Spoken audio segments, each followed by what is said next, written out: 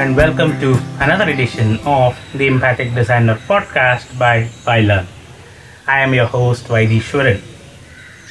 After my episode on the learning trends for 2022, I got several calls and messages asking me about this learning experience platforms or LXPs and how they are positioned to replace LMSs or learning management systems and other traditional forms of learning.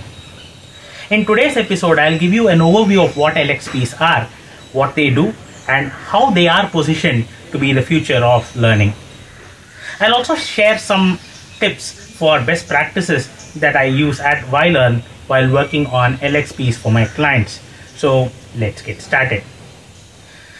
Let's start with the question, what are LXPs? LXPs are learner-centric cloud-based platforms that are focused on intuitive, inquiry-based and peer learning. LXP platforms advocate a more independent and self-directed learning.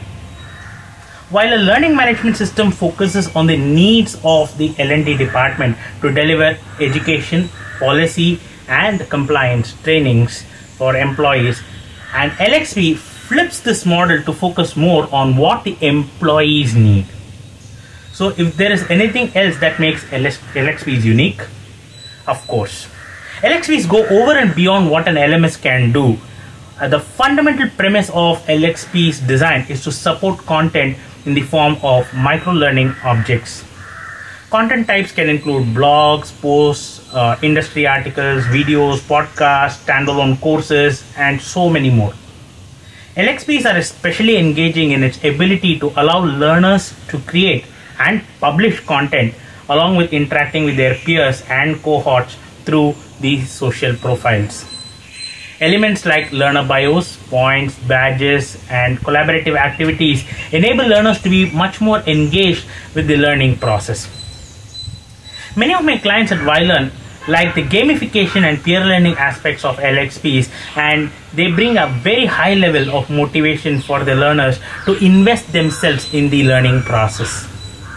Another aspect about LXPs that I really like is how they support just-in-time learning, giving learners the ability to search within content objects and access exactly what they need. LXPs also deploy artificial intelligence algorithms to recommend content to users, including third-party blog posts, articles, documents, and even videos that are available on the internet.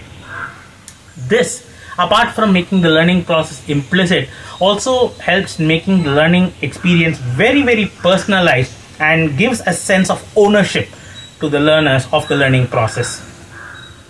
LXPs also have a very robust dashboards for analytics, and they can be incorporated and integrated with data analytic platforms like Power BI to really get powerful data and analytics from the tool. So to compare this experience with an LMS, the course sequences and the learning paths in an LMS are determined by the LMS administrators, giving learners very little control over what content they consume or the activities that they have to participate in. Whereas an LXP makes this entire learning process open, giving full control of the experience to the learners. Learners can also set their own goals and determine their own learning paths. LMSs, therefore, are essentially a closed system where the learning content confined within the modules and the course structures provided by the administrators, and these packages are also SCOM compliant and rest entirely within the system. So there is no access to any external resources or the possibility of any recommendations that can be made. While modern day LMSs do have a little bit of third-party integration through tin can APIs, from a feature standpoint, they still don't allow users to really create content and be part of the experience. LXPs, on the other hand, because of its open system, they freely permit incorporation of third-party content, and they also enable users to curate content and set them up in that path of discovery for collaboration and discovering new knowledge. People can also elevate their profiles based on the level of performance that they do and really make themselves important in the entire learning process, and they also have the ability to upload multiple assets that they have produced to showcase what they have achieved. So are LXPs really a one-stop solution? Not exactly. Like any other tool, LXPs have their drawbacks too, because if you look at curated content in LXPs, we run the risk of having broken links, so someone needs to keep an eye on it constantly. And another drawback is the approach of the availability of content across various geographies, which might hamper the learning experience, especially in countries like China that doesn't have access to Google products, including YouTube. This was actually a challenge that we faced in one of our earlier projects. Also, in terms of utilizing resources, there are a number of resources that are paid and they allow only limited access to certain people. So for example, if you take Harvard Business Review, they allow only set number of access per month. So you need to make sure that you accommodate that. And there are a lot of platforms like LinkedIn Learning, for which you need the organization to have a subscription if you need to leverage on content like that.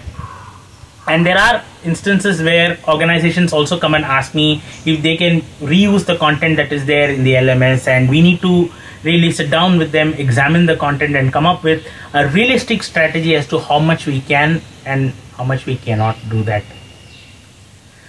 Because if you really look at LXPs, they require an independent learning strategy to really create meaningful and transformative learning experiences for your audience. As I always say, the learners and the learner experience is always bigger than the tool. So if you would like to learn more about how to leverage LXPs in your organization, or if you are working on LXPs and would like to partner with me at Vylearn, please feel free to drop me a note at vvytheeshwaran@vylearn.com, or you can leave a comment in the comment section of this video, and I'd love to have a conversation with you. If you would like to really watch more videos like this, do hit the subscribe button and hit the like button for this particular video, and I will talk to you very soon in my next episode. Until then, thank you and have a wonderful day.